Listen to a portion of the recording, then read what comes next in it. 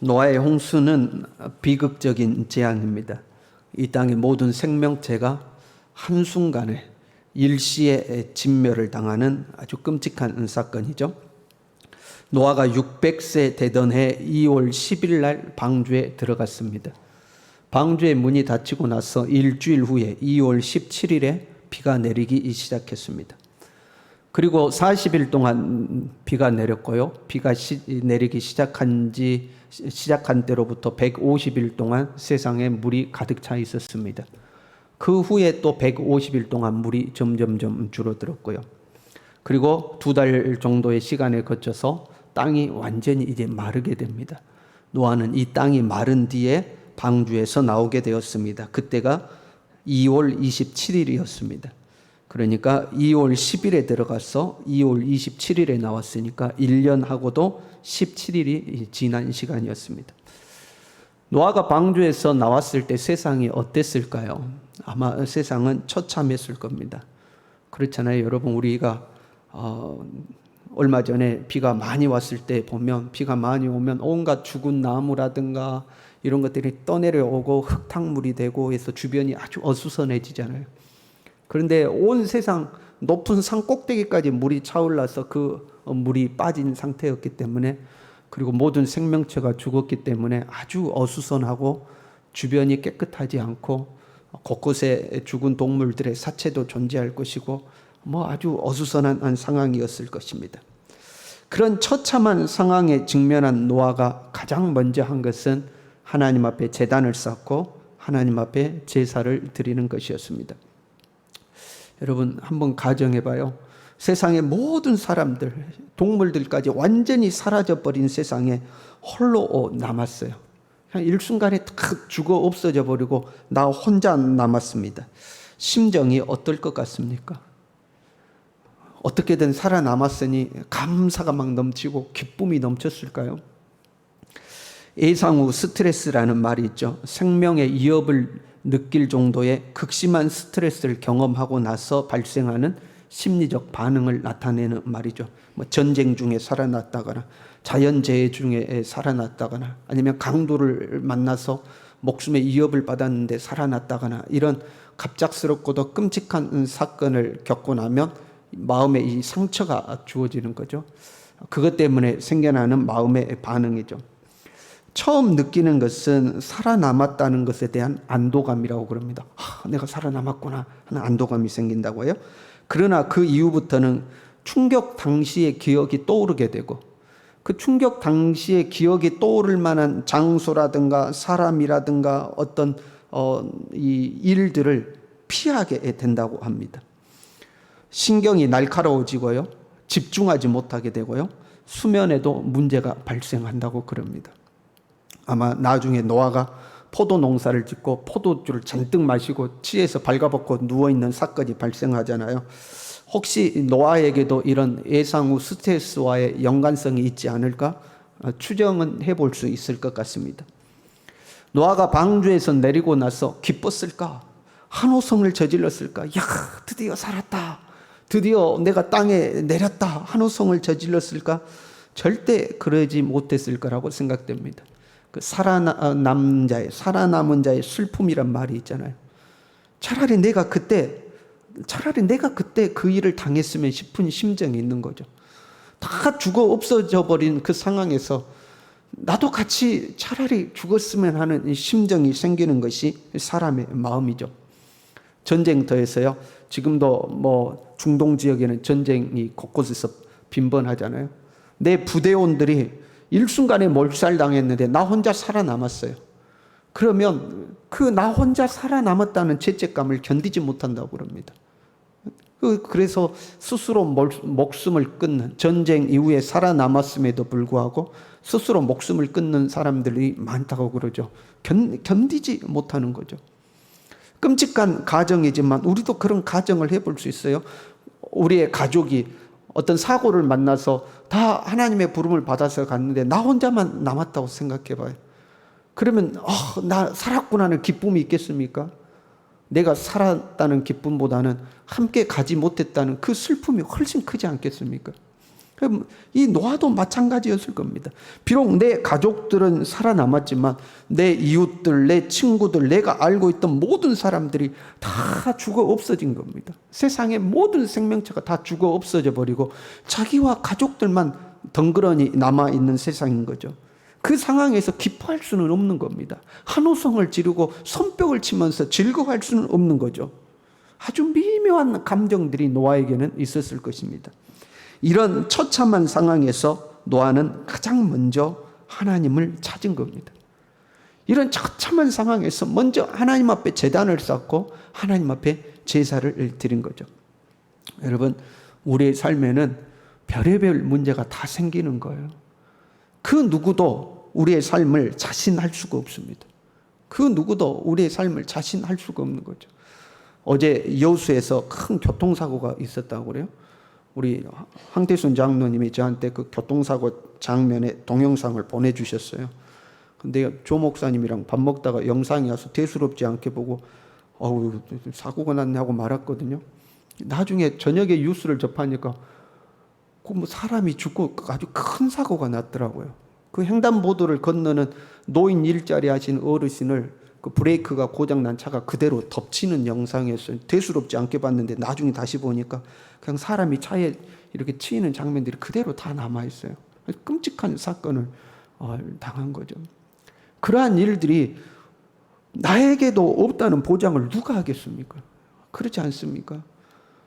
나라고 그런 사고를 당하지 말란 법은 없는 겁니다. 우리의 상황에, 우리의 삶에는 어떤 일이 생길지 그 누구도 자신할 수가 없는 겁니다. 그래서 우리는 하나님 의지하고 사는 거죠.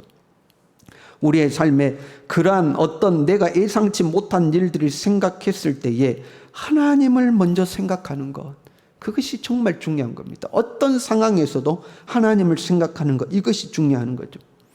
하나님을 먼저 생각한다는 것, 하나님께 제사를 드린다는 것은 하나님의 주권을 인정하는 것을 의미합니다. 하나님이 모든 것의 주인 되신다. 하나님이 모든 것을 주관하신다. 하나님이 하시는 일에 그 누구도 이 일을 제기할 수 없다. 그것이 하나님의 주권입니다. 온 세상을 심판하시는 것도 하나님의 주권이다. 나는 그 하나님을 예배할 뿐이다 하는 고백인 거죠. 세상은 참혹한 지경이지만 그 참혹한 세상 그 너머에 있는 하나님의 주권을 인정해야지만 하나님께 예배를 드릴 수가 있는 거죠. 하나님의 주권을 인정하지 못하면 예배 드릴 수가 없는 거예요. 불평이 생깁니다. 원망이 생기는 거죠. 하나님의 주권을 인정한다 할지라도요, 사람 마음이라는 것이 안 좋은 일이 생기면 감사 예배 드리는 거 쉽지 않습니다. 그렇잖아요. 하나님이 이 세상을 다스리신다 알지만 내 삶 속에 안 좋은 일이 생기면 그때 하나님을 예배하고 하나님께 감사한다, 결코 쉬운 일은 아닙니다. 여러분이 일상을 사시면서 예배 부탁하는 경우가 종종 있잖아요. 목사님 무슨 일이 있으니까 예배 드려주세요, 이런 일이 있으니까 예배 드려주세요 하고 예배 부탁하시잖아요. 거의 예배 부탁을 받는 거의 모든 경우는 좋은 일이 있을 때입니다. 좋은 일이 있을 때. 안 좋은 일이 있을 때 예배 부탁받는 경우는 장례 예배입니다. 장례식 있을 때만 안 좋은 일이고 거의 뭐 돌이 됐다거나 한갑이 됐다거나 뭐 집을 새로 사서 입주를 했다거나 뭐 거의 좋은 일이 있을 때 예배 부탁을 받는 거죠. 안 좋은 일이 있을 경우에 예배 하나님 앞에 그래도 하나님 앞에 예배 드려주세요 이런 경우가 거의 드뭅니다. 그게 사람의 마음인 거죠. 하나님의 주권을 인정한다는 것은요, 하나님의 선하심을 인정하는 것이 선행되어야 합니다. 나는 지금 마음에 안 드는데, 지금 내 상황이 마음에 안 드는데 하나님 나한테 왜 이러십니까 하고 내 불평 불만이 가득한데 괜히 하나님 앞에 불평을 나타냈다가 하나님한테 한구탱이 맞을까 하나님이 무서워서 하나님의 주권에 말을 못하는 거, 그게 아닙니다. 내가 다 이해할 수 없는 상황이지만, 어떻게 이런 일이 일어났는지 나는 다 헤아릴 수 없는 상황이지만, 그럼에도 불구하고 선하신 하나님께서 선하신 계획대로 이루어 가심을 믿어야지만, 그 하나님의 주권을 믿어야지만 하나님께 어떤 상황에도 예배를 드릴 수 있는 겁니다. 그렇잖아요.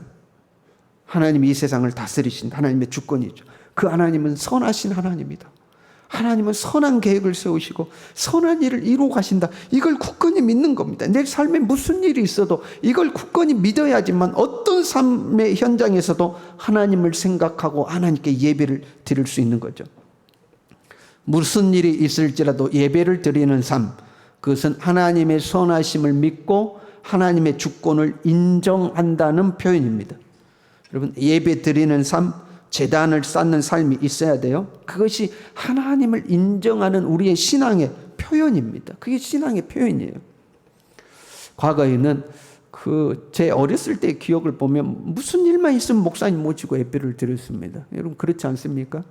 좋은 일이 있으면 좋은 대로, 안 좋은 일이 있으면 안 좋은 대로 예배를 드렸습니다. 그런데 요즘 현대인들의 삶은 감추는 게 더 많은 것 같아요.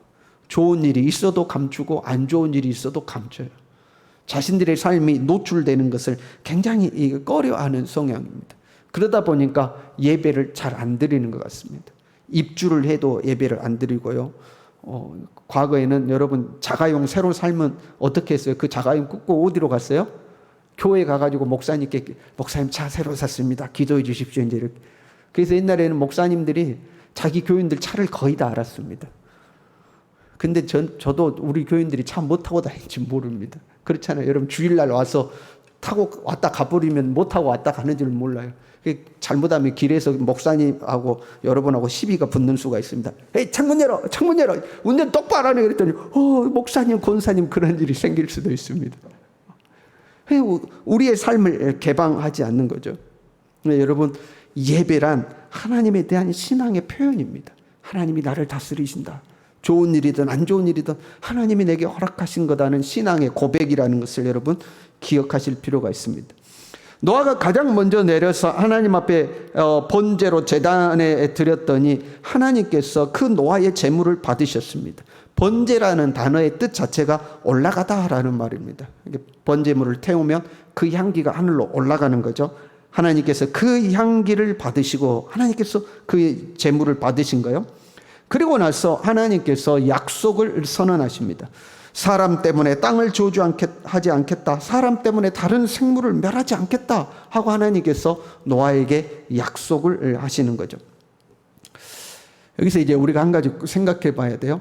하나님께서 노아에게 하신 이 약속, 사람 때문에 땅을 저주하지 않겠다. 사람 때문에 생물을 다시는 멸하지 않겠다. 땅이 있는 동안에는 심음과 거둠과 추위와 더위와 여름과 겨울과 심는 것과 거두는 것과 낮과 밤이 쉬지 않고 지나갈 것이다 하고 하신 이 약속이 하나님 스스로 하신 결정일까요? 아니면 노아의 제사 때문에 하신 결정일까요? 하나님은 스스로 모든 일을 결정하시죠. 그것이 하나님의 주권입니다. 그러니까 노아가 제사를 드리지 않아도 하나님 스스로가 세상을 심판하시고 나서 이제 다시는 사람 때문에 땅을 저주하지도 않을 것이고 생물을 멸하지도 않겠다고 스스로 마음을 먹으시고 선언하시는 분이죠. 그게 하나님의 주권입니다. 그럼에도 불구하고 본문의 말씀은 노아의 제사가 하나님의 결정의 동기가 된 것 같은 뉘앙스를 주고 있습니다. 21절에요. 여호와께서 그 향기를 받으시고 그 결과 그 중심에 이르시되 내가 다시는 사람으로 말미암아 땅을 저주하지 아니하리니. 그렇게 되어 있죠. 그 뉘앙스 상으로 보면 노아가 하나님 앞에 제사를 드렸고 하나님은 그 제사를 연락하시면서 이제는 내가 사람을 다시는 땅을 저주하지 않겠다 하고 선언하시는 것처럼 보입니다. 물론 근본적으로 하나님은 모든 일을 하나님의 주권대로 결정하시는 분입니다. 그런데 본문이 이렇게 기록한 것은 우리의 태도가 하나님의 결정에 있어서 고려할 사항임을 우리에게 교훈하고 있는 겁니다. 하나님이 뭔가를 결정하실 때에 하나님은 우리의 태도를 굉장히 중요하게 여기시는 겁니다. 아주 이 극단적으로 비교를 하자면요, 용서와 심판, 하나님이 우리를 용서하실 수도 있고 심판하실 수도 있잖아요. 그런데 그건 누구에게 달려 있어요? 내가 하나님 앞에 어떤 태도를 보이느냐에 따라서 용서받을 수도 있고 징계받을 수도 있는 거죠. 내가 하나님 잘못했습니다, 하나님 내가 잘못했습니다 하고 하나님께 회개하면 하나님은 우리를 용서하시지만 내가 잘못한 게 뭐요? 하고 하나님께 대항한다면 하나님은 우리를 징계하실 것입니다. 그렇잖아요. 축복과 저주도 마찬가지죠. 하나님이 우리를 축복하실 수도 있고 하나님이 우리를 저주하실 수도 있지만 그것은 우리의 태도에 달려 있는 거죠. 내가 여호와를 사랑하고 그 말씀을 지켜 행하고 좌로나 우로나 치우치지 아니하면 하나님은 약속하신 대로 우리를 축복하시겠죠. 그러나 우리가 하나님의 명령을 버리고 내 마음대로 세상으로 나아가서 세상의 방법대로 살면 하나님의 심판이 우리에게 찾아오겠죠. 그러니까 하나님의 어떤 중요한 결정함에 있어서 우리의 태도는 하나님이 고려하시는 사항인 겁니다. 만약 노아가 방주의 문을 열고 내려와서 마른 땅을 밟은 순간부터 하나님 어떻게 이럴 수가 있습니까? 하나님 아무리 한다고 이건 너무하는 거 아닙니까? 하고 하나님께 불평을 쏟아내고 원망을 쏟아내고 아이고 나도 차라리 죽이십시오. 나 혼자 어떻게 삽니까? 아이고 배째십시오. 나도 모르겠습니다. 죽이십시오 하고 하나님께 대들었다면 그럼에도 불구하고 하나님께서 노아에게 내가 너에게 약속하노니 다시는 사람 때문에 땅을 저주하지도 않을 것이고 생물을 멸하지도 않을 것이다. 너는 생육하고 번성하여 땅에 충만하라 하고 약속하시며 축복하셨을까요? 그렇죠. 의아하죠. 하나님의 주권임에도 불구하고 하나님은 우리의 태도를 보시고 중요한 결정을 내리심을 교훈하고 있습니다. 우리가 그런 생각할 때가 있어요. 내가 예배 드린다고 뭐 별 변화가 있겠어? 내가 이런다고 별 변화가 있겠어? 여러분 그 작은 태도가 큰 변화를 만드는 겁니다. 그러니까 하나님 앞에 항상 우리는 이 최선을 다하는 태도를 가져야 됩니다. 뭐 예배 한번 드린다고 별일이 있겠어? 예배 한번 빠진다고 별일이 있겠어? 그 예배 한번 드린다, 예배 한번 빠진다, 이 행위 자체는 별것 아닐 수 있지만 그 자세 자체는 하나님 앞에 굉장히 중요한 겁니다. 모세는 그 어떤 순간에도 하나님의 주권을 인정하며 선하신 하나님을 인정하는 그 표현으로 하나님 앞에 예배를 드린 겁니다. 하나님의 선언을 한번 들여다볼까요? 하나님의 선언은 다시는 사람 때문에 땅을 멸하지 않겠다. 땅이 있을 동안에는 심음과 거둠과 추위와 더위와 여름과 겨울과 밤과 낮이 쉬지 않을 것이다. 그러니까 땅이 계속 지속될 것이다 하는 것을 선언하고 계십니다. 가끔 영화라든가 어떤 그 지구의 어떤 문제를 다루는 어떤 다큐멘터리라든가 보면 인류 종말에 대해서 고민하는 내용들이 나오잖아요. 사람으로 인하여서 지구가 멸망할 것이다. 사람이 지구를 잘못 사용해서 결국 지구가 멸망에 이를 것이다 하는 내용들의 영화나 뭐 다큐멘터리라든가 이런 내용들이 있는 걸 봅니다. 근데 여러분 보세요. 땅이 있을 동안에는 지속될 것이라고 말했습니다. 이 세상은 사람이 잘못해서 망하지 않을 겁니다. 제 생각에는. 예수님이 오셔야 끝날 겁니다. 예수님이 오셔야 끝나지 아직 예수님 오시지도 않았는데 우리끼리 지지고 볶고 해가지고 세상이 망하는 일은 없을 겁니다. 그 이유 중에 하나는 뭐냐면요. 여러분 우리 인류는 존재하는 문제를 항상 극복해 왔습니다. 그렇잖아요. 인류가 발달해 가면서 어떤 문제들이 발생하거든요. 그러면 그 문제를 해결하는 방법들을 항상 찾아갑니다. 세상이 갈수록 부유해집니까? 갈수록 가난해집니까? 여러분 어떻습니까? 100년 전하고 지금하고 비하면 어때요? 훨씬 잘 살죠. 훨씬 잘 살죠. 사람들이 잘 살게 되면 삶의 환경도 훨씬 더 깨끗하고 더 좋은 환경을 원하는 겁니다. 그래서 사람은 지구가 망하도록 내버려 두지를 않습니다. 그래서 뭐 지구 온난화 문제가 생기고 이산화탄소 문제가 생기고 뭐 지구에 버려지는 바다에 버려지는 쓰레기 문제가 생기고 하고 이슈가 대두되면 그것들을 해결해 가는 방법들을 찾아가죠. 왜? 그것들이 결국 돌고 돌아서 우리에게 피해로 돌아온다는 것을 우리는 알기 때문에 그것들을 해결해 가죠. 그래서 인류가 존재하는 날 이 땅은 계속해서 순환하고 돌고 돌 겁니다. 언제 이 땅은 끝나냐? 예수님이 오셔야 끝날 겁니다. 예수님이 오셔야 끝날 겁니다. 9장 1절에는 이렇게 되어 있습니다. 그 노아와 그 아들들에게 복을 주시며 그들에게 이르시되 생육하고 번성하여 땅에 충만하라. 최초의 인간에게 주셨던 복을 노아와 그 아들들에게 동일하게 주십니다. 사람은 생육하고 번성하여 이 땅에 충만해야 된다. 왜? 인간이 이 세상을 다스리는 주체임을 다시 한번 확인하는 겁니다. 비록 사람이 범죄하고 부패해서 이 세상이 심판을 받았지만 그럼에도 불구하고 이 세상을 다스리는 존재는 사람이다 하는 거예요. 그러니까 사람이 생육하고 번성하여 충만해야 되는 겁니다. 9장 2절에는요. 땅의 모든 짐승과 공중의 새와 땅에 기는 모든 것과 바다의 모든 물고기가 너희를 두려워하며 너희를 무서워하리니, 이게 이제 홍수 후에 변화된 모습입니다. 짐승들이 너희를 무서워할 것이다. 땅의 짐승이든 나는 새든 바다의 물고기든 너희를 무서워하겠다. 그것은 무슨 말이냐면 사람에게 강력한 통치권을 주겠다 하는 겁니다. 이 생명체 있는 것들이 사람을 두려워할 만한 강력한 통치권을 사람에게 허락해 주는 겁니다. 죄로 말미암아 이 땅은 이미 파괴되었어요. 땅이 더 이상 사람에게 순종하지 않습니다. 그렇잖아요. 이 땅은 가시와 엉겅퀴를 냅니다. 그러니까 사람이 이 땅을 다스리려면 수고하고 노력해야 돼요. 땅이 사람에게 복종을 안 하는 겁니다. 이 땅을 복종시키려면 사람이 풀도 매야 되고 땀 흘려야 되고 이 지배력을 발휘를 해야지만 땅을 다스리는 거죠. 땅만 그랬겠습니까? 땅이 불순종한 상황에 사람의 명령을 따르지 않는 동물들도 상당히 있었을 것입니다. 오히려 사람을 해하는 동물들도 많았겠죠. 그러니까 이 동물들을 다스리려면 강력한 통치력이 필요한 겁니다. 죄로 말미암아 파괴된 질서가 파괴됐잖아요. 여러분, 질서가 유지되면은 경찰이 필요가 없잖아요. 통치자가 필요가 없습니다. 자발적으로 질서가 유지될 때는. 그러나 질서가 안 지켜지면 경찰을 부르는 겁니다. 강력한 힘을 가진 이 통제자가 필요한 거죠. 그러니까 이 세상이 죄로 말미암아 질서가 무너져 버렸기 때문에 하나님은 강력한 통치권이 사람에게 필요함을 아신 겁니다. 그래서 사람에게 강력한 통치권을 주신 거예요. 그게 뭐예요? 짐승이 사람을 두려워하도록 하는 겁니다. 한편으로는요, 동물을 보호하는 장치이기도 합니다. 이미 사람은요, 다른 사람의 생명을 해하는 것을 서슴지 않았습니다. 그렇잖아요. 람에게 고백을 보면 어린 소년이 자기 몸에 상처를 냈다고 그 아이를 죽여버리잖아요. 그리고 그것을 무용담으로 아주 즐겁게 자기의 두 아내에게 자랑하잖아요. 그만큼 사람이 부패했습니다. 여러분, 사람의 목숨을 그렇게 서슴지 않고 죽이는데 동물들은 어떻겠습니까?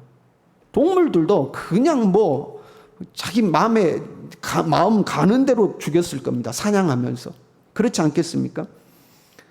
그러다 보니까 하나님께서 이 사람에게 식용을 위해서만 짐승을 해치게 했습니다.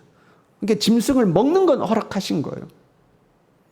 대신 피채 먹지 말라고 그랬습니다. 그 말은 고난을 남용해서는 안 된다는 겁니다. 사람에게 통치할 수 있는 고난을 주셨지만 그것을 남용해서는 안 되는 거죠. 대신 짐승은 사람을 무서워하도록 했어요. 왜요? 스스로 도망하도록 한 겁니다. 그동안에는 짐승이 사람을 무서워하지 않아요. 그러니까 사람이 얼마든지 잡아 죽이는 겁니다.